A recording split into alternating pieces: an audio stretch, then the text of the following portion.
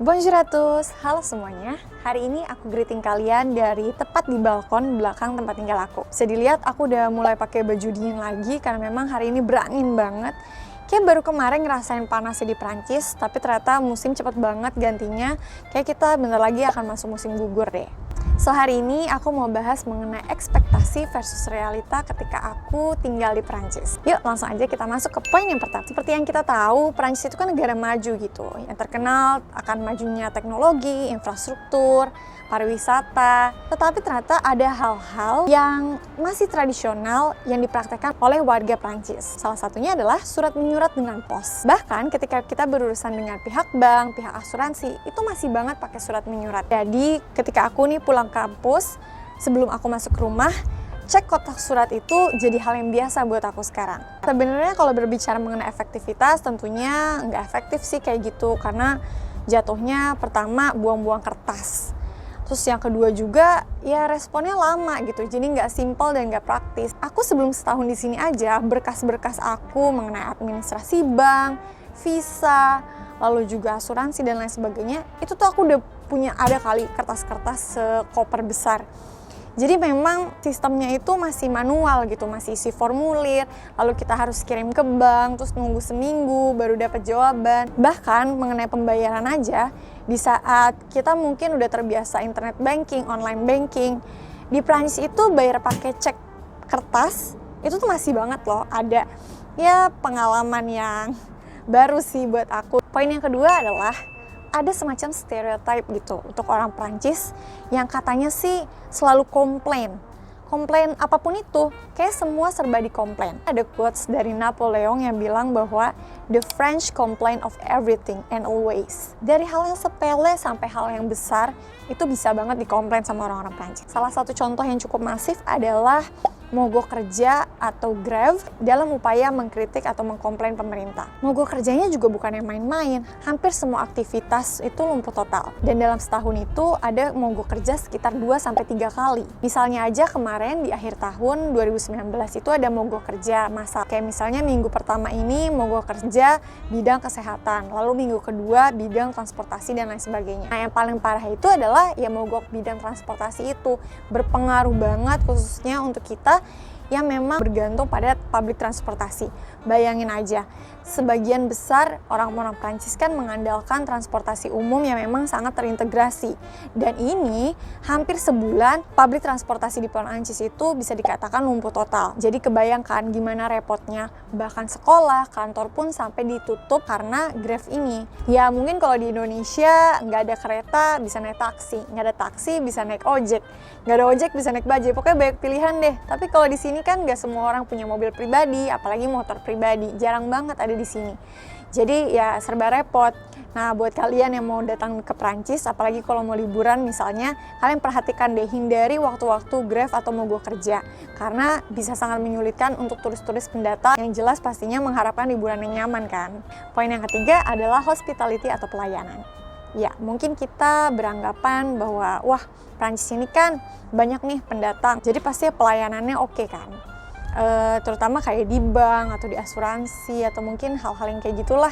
Aku pikir pelayanan customer service dimanapun itu kan ada standarnya, ada SOP-nya gitu ya. Tapi ternyata pengalaman aku pribadi loh ya ini di Prancis, ternyata responnya nggak sehangat di Indonesia. Kayaknya kalau baru datang di Indonesia tuh udah disenyumin, udah disambut, udah ditanya kalian butuh apa. Kalau di sini tuh kita serba harus aktif. Kita yang butuh ya kita aktif gitu, harus sabar gitu. Jadi jangan pernah baper sih terhadap respon-respon, karena memang ya budayanya berbeda gitu ya, bukan berarti mereka marah atau mereka jutek dengan kita secara personal, tetapi kayaknya memang beda aja cara penyampaiannya. Jadi ya untuk kita yang biasa berada di lingkungan yang amat sangat ramah, amat sangat hangat, berarti harus beradaptasi di Prancis. Lalu poin yang keempat adalah ekspektasi aku Paris sebagai kota romantis. Ya, seperti yang kita tahu, Paris itu kan sebagai kota city of lights gitu, kota yang nggak akan pernah mati, kota yang hidup, kota yang amat sangat cantik. Ya bisa kita lihat lah foto-foto di internet tuh gimana sih Paris itu, kayaknya indah banget gitu, ada pemandangan sungai Seine, Ratu Eiffel, lalu juga bunga-bunga yang cantik, alunan musik yang ala-ala Eropa gitu. Tapi ternyata realitanya adalah Paris itu benar-benar crowded, penuh, dan banyak orang. Bayangin aja setiap tahunnya Paris itu menerima berjuta-juta wisatawan dari seluruh dunia, dari latar belakang budaya yang berbeda, berkumpul jadi satu. Jadi kebayangkan, ada aja yang buang sampah sembarangan, ada yang nggak menaati peraturan. Ditambah lagi ya Paris memang ibu kota Prancis, jadi banyak perusahaan-perusahaan lokal atau internasional yang punya kantor pusat di Paris. Jadi kebayang, dari wisatawan, orang yang bekerja, orang yang mau sekolah, itu tuh kumpul. Jadi ya kayak di Jakarta gimana sih, crowded gitu. Jadi buat kalian yang mau jalan-jalan ke Paris khususnya dan berharap punya spot-spot terbaik untuk foto, untuk menikmati pemandangan di Paris seperti halnya foto-foto di internet, kalian harus pinter-pinter nih milih waktu dan spot yang tepat. Ya karena Paris itu nggak pernah sepi, apalagi kalau lagi peak season. Semuanya bus-bus tour itu ada. Jadi kecuali lagi pandemi gini sih, Paris lagi sepi banget. Poin yang terakhir atau poin yang kelima mengenai ekspektasi adalah Prancis sebagai negara yang terkenal dengan parfumnya. Ekspektasinya orang-orangnya itu wanginya beraneka ragam gitu lah ya. Wanginya manis-manis, seger-seger. Ternyata realitanya mereka itu jarang mandi. Jadi ada cerita unik sih. Jadi waktu itu aku lagi ngobrol-ngobrol sama teman aku orang Prancis. Dan aku bilang kalau orang Indonesia itu mandinya 2 kali sehari. Terus dia sampai kaget. Hah? 2 kali seminggu kali? Dia sampai membenerin aku kayak gitu. Terus aku bilang, enggak, 2 kali sehari. Hah? Ngapain mandi sesering itu? Mereka sampai kaget. Terus aku jelasin bahwa ya Indonesia itu kan negara tropis gitu. Jadi memang lembab dan gampang keringetan gitu. Jadi ya kenapa kita biasa mandi 2 kali sehari ya karena itu. Jadi gitu sih, sebenarnya itu cerita lalu aja ya. Tetapi aku yakin sebenarnya perbedaan budaya antara Indonesia dan Prancis mengenai mandi ini juga pastinya dilatar belakangi oleh berbagai faktor. Salah satunya mungkin iklim, mungkin musim, dan juga sejarah. Katanya sih ratu-ratu atau raja-raja dulu di Prancis itu memang nggak pernah mandi, bahkan mereka menggunakan parfum ya untuk menutupi aroma bau badan yang tidak sedap itu gitu. Jadi kenapa parfum itu jadi terkenal di Prancis? Katanya sih ada nilai historisnya di situ. Balik lagi, itu perbedaan budaya dan kebiasaan gitu. Semua yang aku sampaikan tadi itu adalah pengalaman aku pribadi, ekspektasi versus realita ketika aku tinggal di Prancis. Dan lagi-lagi semua poin yang aku sampaikan itu nggak pernah aku jadikan beban.